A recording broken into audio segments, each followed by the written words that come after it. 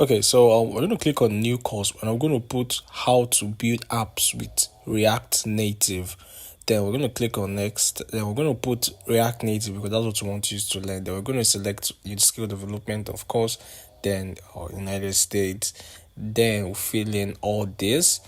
So once you're done, you want to learn with videos and text. So click on create topics. As you can see, it has created the topics for us to learn React Native. So we're going to select the subtopics of what we particularly want to learn in React Native. So as you can see, we're selecting all the subtopics here.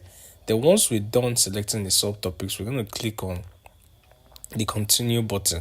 Then it's going to generate the course for you with videos for you to learn. And yeah, so as you can see here, we're learning core components and it's giving this video on core components in React Native. And here's the text explaining what it is that you can follow along. If you look at the sidebar here, you can also see the other subtopics under the particular topic. Look at layout with flexbox. As you can see, want to learn about this, you can scroll. There's also the quiz feature, which I'm going to show you now. You can quiz yourself on this particular topic. So as you can see, yeah, let's take the quiz.